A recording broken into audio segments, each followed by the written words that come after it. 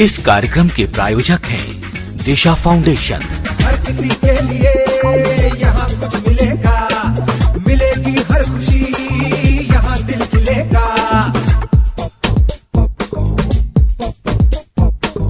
हर किसी के लिए यहाँ कुछ मिलेगा, मिलेगी हर खुशी, यहाँ दिल खिलेगा।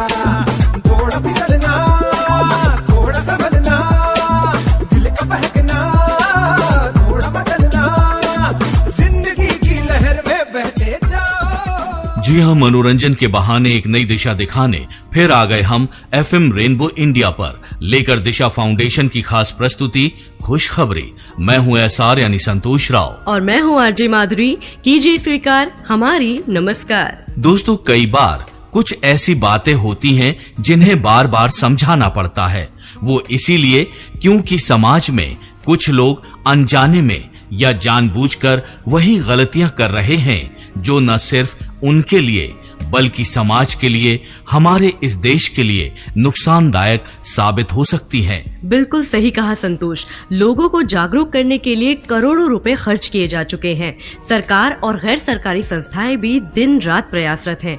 फिर भी न जाने क्यों कुछ लोग समझना ही नहीं चाहते। माधुरी, ऐसे लोग भूल रहे हैं कि गर्भपात न सिर्फ महिला को शारीरिक यातना देता है, बल्कि हम एक मासूम की हत्या भी कर देते हैं। और संतोष, ऐसा करना कानूनी जुर्म भी है। बिल्कुल माधुरी, करेंगे आज इसी पर बातचीत दिशा फाउंडेशन की CEO विनीता शॉ से। लेकिन उससे पहले आज का इनामी सवाल। जी हाँ, आज का इनामी सवाल है कि फिल्म अभिनेता आमिर खान की पत्नी किरण राव किस क्षेत्र से जुड़ी हुई हैं? इस सवाल को और आसान बनाने के लिए हम आपको दे रहे हैं 3 ऑप्शंस।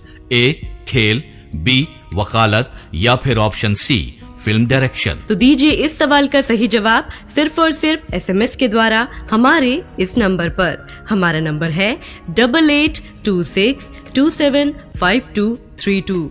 जी हाँ, 8826275232।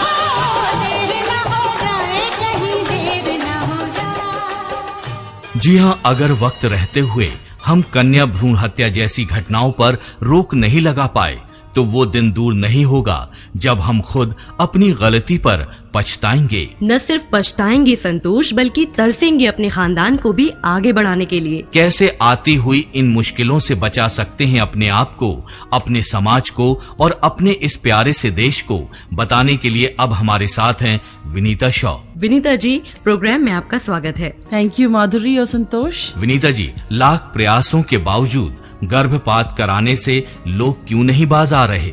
संतोष, मैं आपको बताना चाहती हूँ मदर टेरेसा ने क्या बोला है। मदर टेरेसा का कहना है कि एक बहुत ही बुरी प्रकार की जो गरीबी है वो है इस बात का निर्णय लेना कि एक गर्भ में पलते हुए बच्चे की हत्या कर दी जाए ताकि माँ और पिता अपनी मनमानी से अपनी जिंदगी को जी सके। इस तरह की गरीबी मन की गरीबी है जिसके कारण गर्भपात लोग बिना सोचे समझे करवा रहे हैं। एक और लेखक ने कहा है कि गर्भपात जैसी समस्या जो संसार में और विशेषकर हमारे भारत देश में बहुत जबरदस्त है, वो एक तरीके से तीसरा महाविश्व युद्ध है जो कि पेट में पल रहे बच्चों के विरुद्ध है, जो कि अपने आप को बचा भी नहीं सकते। विनीता जी, अबॉर्शन किस किस तरह से एक समस्या का रूप लेता जा रहा है? पता है, मैं एक बात सोच रही थी, हिंदी भाषा में अबॉर्शन को गर्भपात कहा जाता है और सफाई भी कहा जाता है। कुछ दिन पहले मैं एक क्लिनिक में गई थी अपनी फ्रेंड के साथ, उसको कुछ तकलीफ थी, तो वहां पर एक महिला आई अपनी एक माइनर बच्ची को लेके, जो मेरे ख्याल से 15-16 साल की रही होगी, और उस माँ ने मेरे से आके कान में कुछ पूछा। उसने मुझसे पूछा कि क्या इस क्लिनिक में सफाई करवाई जाती है। तो एकदम मेरा दिमाग चौंका। मुझे लगा ये सफाई शब्द का प्रयोग तो वहाँ किया जाता है जहाँ किसी प्रकार की गंदगी है, तो क्या एक बच्चे को हमारी भाषा में गंदगी माना जाता है क्योंकि वो माँ के गर्भ के अंदर है? क्या हम इस बात को भूल गए हैं कि बच्चा जो है वो परमेश्वर के रूप में बना हुआ एक व्यक्ति है? बिल्कुल सही कहा विनीता जी आपने, क्योंकि हम भूलते जा रहे हैं, पुरुष और महिला इस बात को भूलते जा रहे हैं कि ये ईश्वर का दिया हुआ वो वरदान है मनुष्यों के लिए जो सृष्टि को आगे बढ़ाता है। बिल्कुल, और तो और क्योंकि आजकल गर्भपात इतना इजीली अवेलेबल है, तो जवान लड़कियों से लेकर जो शादीशुदा जोड़े हैं वो सब बहुत आसानी से जाकर, चाहे गोली खानी हो, मतलब सर्जिकल प्रोसीजर की ज़रूरत ही नहीं है और बहुत आसान हो गया, किसी को पता भी नहीं चलता, आइडेंटिटी भी डिस्क्लोज नहीं होती है, तो बहुत आसानी से लोग इसको करवा रहे हैं और इसके आंकड़े बढ़ते जा रहे हैं। और सबसे दुख की बात यह है कि लोगों को बताया ही नहीं जाता, लोगों को ये इन्फॉर्मेशन ही नहीं है कि गर्भपात करवाने से क्या शारीरिक और मानसिक कॉन्सिक्वेंसेस होते हैं, उसके बाद क्या क्या होता है। इनफैक्ट डिप्रेशन का एक बहुत बड़ा कारण है गर्भपात करवाना, क्योंकि एक माँ को सारे वक्त यही फील होता है कि मैंने स्वयं अपने हाथों से अपने शिशु की हत्या करी। और मदर टेरेसा का एक और भी कथन है कि अगर एक शिशु अपनी माँ के गर्भ में ही सुरक्षित नहीं है तो वो संसार में कहाँ सुरक्षित रहेगा, कहाँ जाएगा वो बच्चा। तो ये बहुत दुख की बात है कि बिना सोचे समझे हमारे पढ़े लिखे लोग भी ये डिसीजन ले लेते हैं। और तुम्हें पता है, कुछ समय पहले मैंने एक पिक्चर देखी है जो मनीष झा ने बनाई है, उसका नाम है मातृभूमि, अ नेशन विदाउट विमेन। और वो पिक्चर देखकर मेरे रोंगटे खड़े हो गए हैं, क्योंकि उन्होंने उसमें दर्शाया है कि गर्भपात जो जेंडर रिलेटेड है, जो हमारे देश में गर्भपात की संख्या इतनी क्यों बढ़ रही है, क्योंकि हमारे यहाँ पर कोई लड़की को जन्म देना ही नहीं चाहते, तो वो गर्भ में ही ख़त्म कर देते हैं।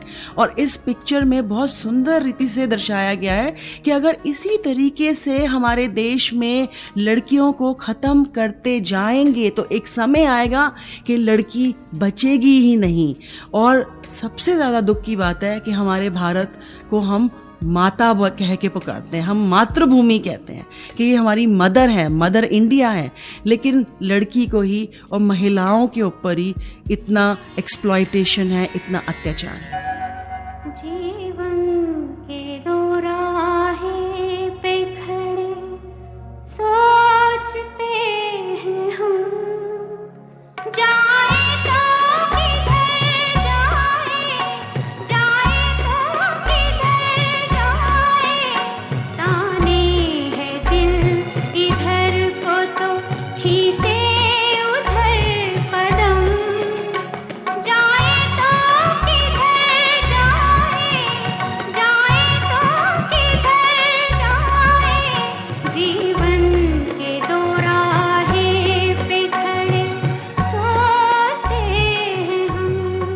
जी हाँ, एफएम रेनबो इंडिया पर आप सुन रहे हैं प्रायोजित कार्यक्रम खुशखबरी और हमारे साथ हैं विनीता शॉ। विनीता जी, कई केसेस हमारे सामने ऐसे आए हैं जहां ऐसा लगता है कि कहीं न कहीं हमारी बदलती सोच और बदलते परिवेश के रंग में रंगकर लोग अबॉर्शन का रास्ता अपना रहे हैं। वो इसलिए कि बहुत बार लोगों को पता ही नहीं होता कि इसके परिणाम क्या है। मैं आपको बताऊं, कैंसर जैसी बीमारी या दोबारा बच्चे ना होना या एक्सेस लहू का बहना या डिप्रेशन में चले जाना, ये सब बातें हैं जो बताई नहीं जाती। तो छोटी उम्र की लड़कियां, कॉलेज की लड़कियां, शादीशुदा दंपत्ति, वो सब इन बातों को बिना जाने, बिना सोचे समझे, सिर्फ अपने फ़ायदे के लिए, अपनी कन्वीनियंस के लिए गर्भपात करवा लेते हैं। और उनको बाद में पता लगता है कि क्या क्या तकलीफ़ें उससे आती हैं, जब तक बहुत देर हो गई होती है। आपको पता है, कई हमारे क्षेत्र हैं, हमारे ऐसे गाँव हैं जहाँ पर लड़के पैदा करने की दवाई दी जा रही है और उससे ये हो रहा है कि लड़के तो पैदा हो रहे हैं लेकिन उनमें रिटार्डेशन है, या वो मेंटल हैं, या शारीरिक रीति से वो ठीक से विकसित नहीं है। तो ये सब इसलिए है क्योंकि जो ईश्वर ने जो एक साइकिल बनाया है उसके साथ जब हम छेड़छाड़ करेंगे, जो हमारा जो यूट्रस है, जो महिला का जो बच्चेदानी है, वो बच्चे को जन्म देने के लिए, बच्चे को बड़ा करने के लिए, सुरक्षित रीति से 9 महीने तक गर्भ में रखने के लिए बनाई गई है, वो एक मृत्यु की गुफा बना देती है। तो नेचुरल है कि तकलीफ तो उसको होगी ही होगी। मतलब उनको ये समझना होगा। लेकिन बात यहाँ पर मैं आपसे ये जानने की कोशिश कर रहा था विनीता जी कि जो पुरुष हैं, जो यूथ है, खासतौर से जवान युवा युवती हैं, वो आजकल फैशन को देखते हैं, ट्रेंड को फॉलो करते हैं और एक दूसरे के साथ शारीरिक संबंध स्थापित भी करते हैं और भूल जाते हैं सुरक्षा को अपनाना। या हम यूं कह सकते हैं कि गलती ये होती है कि लड़की प्रेग्नेंट हो जाती है और वो डर जाते हैं क्योंकि उन्होंने अभी अपना करियर नहीं बनाया, फ्यूचर के बारे में सोचा नहीं, उस वक्त वो स्टेप उठा लेते हैं कि एबॉर्शन कराया जाए। तो इस सोच को कैसे बदला जा सकता? नहीं, सबसे पहले तो हमको ये समझना है कि हमारी भारतीय संस्कृति हमें समझाती है, सिखाती है कि हम विवाह को या शारीरिक संबंधों को हल्के में ना लें। और हमेशा जैसे मैं बताती हूँ अपने कार्यक्रमों में कि हम पाश्चात्य संस्कृति को एक नकलची बंदर की तरह कॉपी ना करें, क्योंकि जो वेस्टर्न सिविलाइजेशंस हैं, जो ज़्यादा विकसित देश हैं, वो ये सब करके पछता रहे हैं। उनकी जो वैल्यूज़ हैं, उनके जो मूल हैं, उनके जो परिवार हैं, वो टूट गए हैं, बिखर गए हैं और उनका जो पूरा जो देश है, समाज है, वो टूट रहा है। तो उनसे ये बातें सीखकर, गलत बातें सीखकर अपनी संस्कृति में लाना, ये कहाँ की अक्लमंदी है। बहुत पते की बात कही है आपने विनीता जी। वैसे नकल के लिए भी अकल की जरूरत होती है। बिल्कुल सही कहा संतोष, क्योंकि कहते हैं ना कि दूसरों के नक्शे कदम पर चलने से पहले हमको अपनी भी चाल पर नजर रखनी सीखनी होगी। और ये भी समझना होगा कि देश और समाज तभी समृद्ध और शक्तिशाली बनते हैं जहां महिलाओं और कन्याओं की उपस्थिति बराबर की होती है। तो आइए हम सब मिलकर प्रण लें कि भ्रूण हत्या जैसी कुरीति को जड़ से समाप्त करेंगे और हर तरफ प्यार, इज्जत और सम्मान की खुशखबरी से एक नया जहां बसाएंगे। आपका सहयोग और हमारी कोशिश जरूर एक दिन रंग लाएगी। इसी उम्मीद और कामना के साथ आइए अब बता देते हैं आपको पिछले हफ्ते पूछे गए सवाल का सही जवाब देकर बने 5 लकी विनर्स के नाम। और हमारे 5 लकी विनर्स हैं दरियागंज दिल्ली से पूजा, गुड़गांव से स्मृति, आगरा यूपी से शैलेंद्र, सिलीगुड़ी वेस्ट बंगाल से मोहित और कानपुर से दीपिका रावत। आप सभी को बहुत बहुत मुबारक। और दोस्तों, अगर आप भी इनकी तरह जीतना चाहते हैं हमारा गिफ्ट हैम्पर, तो दीजिए इस सवाल का सही जवाब। जी हाँ, आपको बताना है कि फिल्म अभिनेता आमिर खान की पत्नी किरण राव किस क्षेत्र से जुड़ी हुई हैं? दोस्तों, इस सवाल को और आसान बनाने के लिए हम आपको दे रहे हैं 3 ऑप्शंस। ए खेल, बी वकालत या फिर ऑप्शन सी फिल्म डायरेक्शन। तो दीजिए इस सवाल का सही जवाब सिर्फ और सिर्फ SMS के द्वारा हमारे इस नंबर पर। हमारा नंबर है 8826275232। जी हाँ, 8826275232। तो दोस्तों, दीजिए सही जवाब सिर्फ और सिर्फ SMS के द्वारा जल्दी। और याद रखिए, जब महिलाएं शिक्षित और इंडिपेंडेंट बनेंगी और पुरुषों के साथ कंधे से कंधा मिलाकर चलेंगी, तभी हर तरफ फैलेगी खुशखबरी। तो दोस्तों, आज के लिए इतना ही। अगले हफ्ते फिर मिलेंगे शनिवार रात 10 बजे। तो इसी उम्मीद के साथ कि आपसे फिर होगी मुलाकात, तब तक के लिए दीजिए इजाजत। SR और माधुरी को नमस्कार। इस कार्यक्रम के प्रायोजक थे दिशा फाउंडेशन। हर किसी के लिए यहाँ कुछ मिलेगा, मिलेगी हर खुशी